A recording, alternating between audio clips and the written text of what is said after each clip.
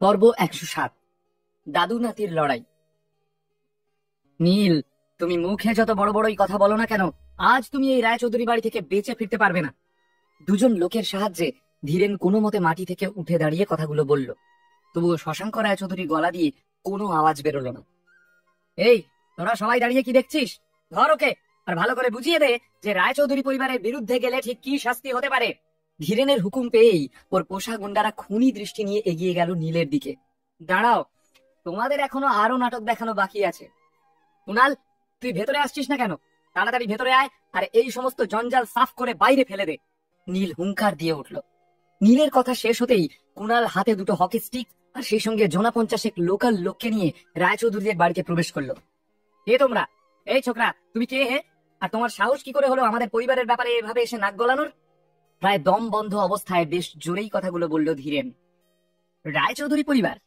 আপনাদের পরিবার কয়েকটা কুকুর বিড়ালের মতো নিজেদের মধ্যে লড়াই করছে, আবার তাদের আমাদের পরিবার বলে গলাবাজি করছেন? কি অদ্ভুত, তাই না? কুনালের দৃষ্টিতে ঘৃণা ঠিকরে বেরোলো। ধীরেনের দিকে তাকিয়ে কুনাল বলল, নীল আমার ভাই। যদি আপনারা ওর কোনো ক্ষতি করার চেষ্টা করেন, ওকে অপমান করেন, তাহলে আমি সেটা দাঁড়িয়ে দাঁড়িয়ে দেখবো না। আমার নাম কুনাল লাহা, নামটা মনে রাখবেন। তুমি তুমি লাহা পরিবারের ছেলে? খুব অবাক হয়ে জিজ্ঞেস করলো ধীরেন। এরই মাঝে নীল বলে উঠল, কুনাল, কেন তুই এই শয়তান লোকটার সঙ্গে কথা বলে সময় নষ্ট করছিস বলতো? তাড়াতাড়ি আমার বাবা মাকে দেখ আর বাকিদের হসপিটালে নিয়ে যাওয়ার ব্যবস্থা কর। নীল যখন দেখলো ওর বাবা মার সাথে সাথে কুশল, নিখিল, পৃথা আর অর্জুন এক এক করে জ্ঞান হারাচ্ছে, তখন ওর আর মাথা ঠিক রইল না। কুনালকে প্রায় ধমকের সুরে বলে উঠল নীল, আমিও দেখি কলকাতার আসল রাজা কে, রায়চৌধুরী পরিবার নাকি লাহা পরিবার। শশাঙ্ক রায়চৌধুরী রাগে প্রায় গর্জন করে উঠলেন। নিজের হাতে থাকা লাঠিটা নিয়েই তিনি ময়দানে নেমে পড়লেন। ওনার পেছনে বেশ কিছু লোক ছিল। শশাঙ্ক রায়চৌধুরী হয়তো বুড়ো হয়ে গিয়েছিলেন, কিন্তু এখনো ওনার ক্ষমতা ছিল। ওহ মাই গড, শশাঙ্ক স্যার! কুনালের এক্সপ্রেশনে হঠাৎই পরিবর্তন লক্ষ্য করা গেল। কুনাল লাহা, মণিকান্তকে আমি খুব ভালো করেই চিনি, আর ঠিক সেই কারণেই আমি আজকে তোমার জন্য কোনো সমস্যার সৃষ্টি করব না। এখন যেখান থেকে এসেছো, মানে মানে সেদিকেই কেটে পড়ো। আমাদের রায়চৌধুরী পরিবার লাহা পরিবারকে ভয় পায় না, আর আমি থাকতে তুমি যা করবে বলে এসেছো সেসব কিছুই আজ তোমাকে আমি করতে দেব না। শশাঙ্ক রায়চৌধুরীর কথা বলার ভঙ্গি দেখার মতো ছিল। মনে হচ্ছিল শশাঙ্ক বাবু যেন যুদ্ধের ময়দানে নেমেছেন। যদিও ওনার পেছনে মাত্র 10 জন লোক ছিল, তাও দেখে মনে হচ্ছিল যে উনি 10,000 সেনাবাহিনী নিয়ে দাঁড়িয়ে রয়েছেন। স্যার, আমি আপনাকে আবারও বলছি, নীল আমার ভাই। আপনাকে সম্মান করি, কিন্তু ভাইয়ের হাত ছাড়তে পারবো না। এরপর কুনাল পেছনে ঘুরে নিজের লোকেদের নিচু স্বরে বলল, তাড়াতাড়ি কর তোরা, সবাইকে গাড়িতে তোল, হাসপাতালে নিয়ে যেতে হবে। অ্যারোগেন্ট, আমার মুখে মুখে তর্ক করছো, স্কাউন্ড্রেল! শশাঙ্ক রায়চৌধুরীর চোখ টকটকে লাল হয়ে উঠেছিল। কুনালের উপর উনি প্রচন্ড রেগে উঠলেন। কুনালকে মারার জন্য উনি নিজের ছড়িখানা হাওয়ায় তুললেন, কিন্তু তখনই নীল লাঠিটা হাত দিয়ে ধরে ফেলল। দাদু, আমি তোমাকে অসম্মান করছি না, কিন্তু আশা করছি তুমি এই ধরনের ভুল আগামী দিনে আর করবে না। কথাগুলো বলতে বলতে নীলের মুখের মধ্যে রাগ আর দুঃখ দুই ফুটে উঠছিল। আজ নীলের ছোটবেলার দিনগুলো খুব মনে পড়ছিল। ছোটবেলায় নীলকে তার ঠাকুরদা খুব ভালোবাসতেন। ওনার জন্য পৃথিবীর সব থেকে ইম্পর্টেন্ট মানুষ ছিল নীল।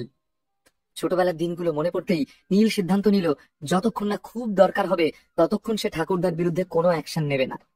নীলের এই ঔদ্ধত্য দেখে শশাঙ্ক রায়চৌধুরী হতবুদ্ধি হয়ে গেলেন, কিন্তু তাড়াতাড়ি তিনি নিজেকে সামলে নিলেন। যদিও এতক্ষণে ওনার রাগ সপ্তমে চলে গিয়েছিল। ওনার লাল চোখ দেখে নীল আর কুনালও কয়েক মিনিটের জন্য থমকে গেল। এবার আমি যতক্ষণ না চাইবো, তোমরা কেউ এখান থেকে বেরোতে পারবে না। সিংহের মতো হুঙ্কার দিয়ে উঠে শশাঙ্ক বাবু নিজের লাঠিটা মেঝেতে ঠুকে দিলেন। ওনার হাবভাব রাজা রাজাদের থেকে কিছু কম ছিল না, যেন উনি লড়াইয়ের জন্য প্রস্তুত। দাদু, তুমি কিন্তু আমাকে বাধ্য করছো। এরপর আমাকে দোষ দিও না যে আমি তোমাকে অপমান করেছি। নীলেরও মুখের ভাব হয়ে উঠল আগের থেকেও ভয়ঙ্কর। তুমি এখনো জানো না তোমার জন্য কোনটা ভালো, তবে খুব শিগগিরই জানতে পারবে।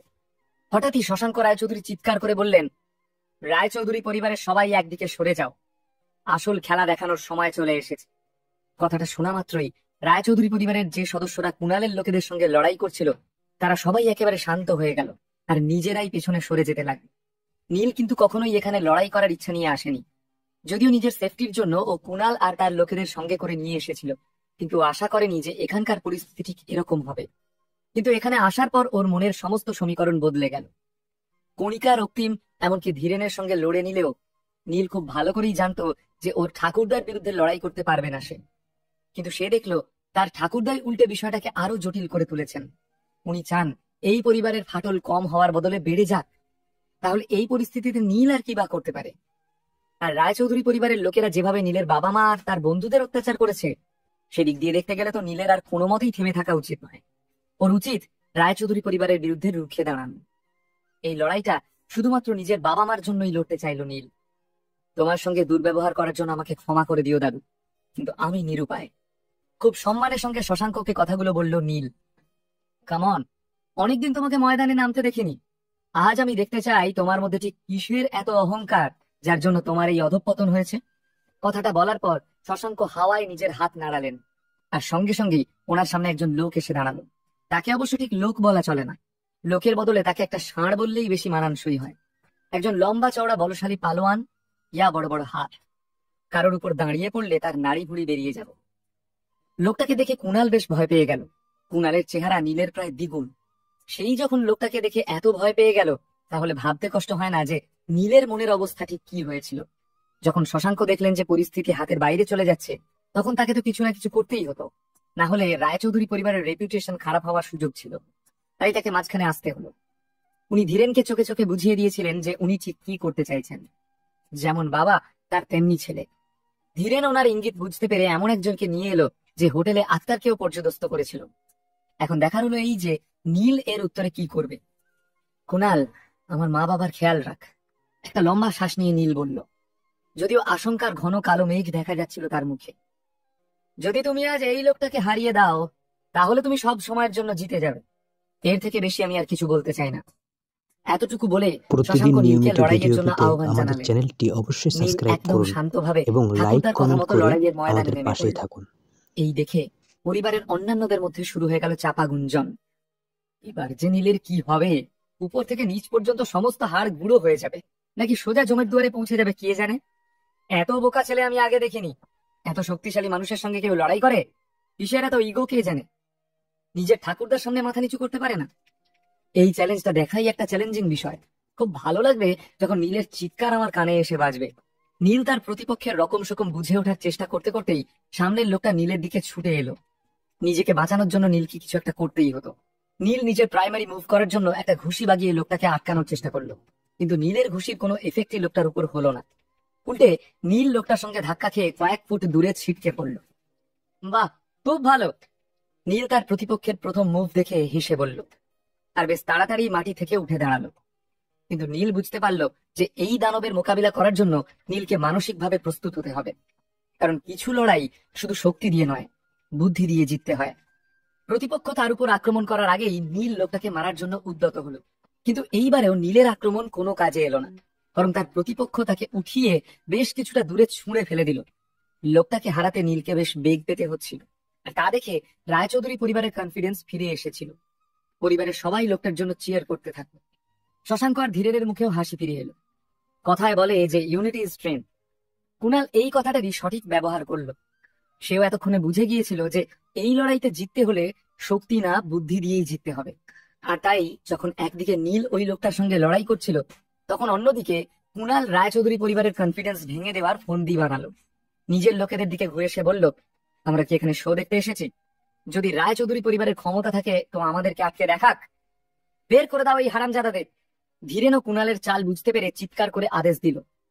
আর এই কথার সাথে সাথেই কুণালের লোক আর রায়চৌধুরী পরিবারের মধ্যে মারপিট শুরু হয়ে গেল। অন্যদিকে নীল তৃতীয়বারের জন্য লোকটাকে আক্রমণ করলো, কিন্তু নীলের কোনো টেকনিকই আজ কাজ করছিল না, বরং লোকটা নীলকে বারবার খেলার পুতুলের মতো তুলে আছাড় দিতে লাগলো। চতুর্থবারও এরকম হলো। আর এইবার যখন নীল মাটিতে গিয়ে পড়লো, তার মুখ ফেটে রক্ত বেরোতে শুরু করলো। এই কাণ্ড দেখে কুণাল দৌড়ে নীলের কাছে গেল আর তাকে জড়িয়ে ধরে বলল, ভাই তুই ঠিক আছিস তো? আমি একদম ঠিক আছি, আমার জন্য চিন্তা করিস না। তুই যত তাড়াতাড়ি সম্ভব মা বাবার বাকিদের নিয়ে হসপিটালে যা। নীল শান্তভাবে বলল। তারপর কোনো মতে উঠে দাঁড়িয়ে ঠাকুরদার দিকে এগিয়ে গেল সে। আমার মনে হচ্ছে আমি তোমাকে আন্ডার এস্টিমেট করে ফেলেছি দাদু। এই শুনে শশাঙ্কের বুক চওড়া হয়ে গেল। নিজেকে এখনই বিজেতা ঘোষণা করে দিলেন তিনি। আর নীলকে হারানোর পর উনি নিজে হাতে কঠোর শাস্তি দেবেন বলে ভেবে রাখতেন। এখন শুধু ফলাফল ঘোষণার অপেক্ষা। নীলকে হারতে দেখে ওই দানব সমান লোকটার কনফিডেন্স খুবই বেড়ে গেল। আর নীলের উপর নিজের শেষ ও সবচেয়ে শক্তিশালী হামলাটা করার জন্য তৈরি হলো সে। অন্যদিকে কুণালের লোকেরা রায়চৌধুরীদের পোষা গুন্ডাদের মেরে তক্তা বানিয়ে দিয়েছিল। কেউ কেউ মাটিতে শুয়ে কাতরাচ্ছিল, আবার কেউ কেউ নিজের জীবন বাঁচানোর জন্য এদিক ওদিক পালিয়ে বেড়াচ্ছিল।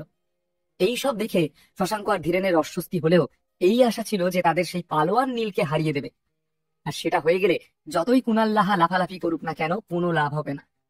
এইবার নীল আর হামলা করার কোনো চেষ্টাই করলো না। যেহেতু লোকটার কনফিডেন্স অনেক বেড়ে গিয়েছিল, তাই সে দ্রুত গতিতে নীলের দিকে দৌড়ে এসে নিজের শেষ হামলাটা করলো। অবিশ্বাস্যভাবে এইবার নীল তাকে ডজ করে প্রথমে তার মুখে একটা ঘুষি মারলো, তারপর তার বুকে একটা লাথি মারলো, আর সব শেষে তার মাথায় একটা সাইড কিক করলো। আর এই মারের শেষে দেখা গেল লোকটা মাটিতে লুটিয়ে পড়েছে। ভারী হওয়ার জন্য সে আর মাটি থেকে উঠতে পারলো না, আর খুব সহজেই হার স্বীকার করে নিল। একটা আনএক্সপেক্টেড লড়াই জিতে গেল নীল। এই দৃশ্য দেখে শশাঙ্কর পায়ের তলার মাটি সরে গেল। তিনি নিজের চোখকে বিশ্বাস করতে পারছিলেন না। ধীরেন নিজের মুখ লুকোনোর জায়গা খুঁজছিল, কিন্তু কুণালের মুখে যেন হাসি আর ধরছিল না। সে তাড়াতাড়ি নীলের কাছে গেল আর তাকে কাঁধে তুলে নিল। এদিকে কুণালের লোকেরাও জিতে গিয়েছিল, আর অন্যদিকে একজন নাতি তার ঠাকুরদাকে হারিয়ে দিয়েছিল।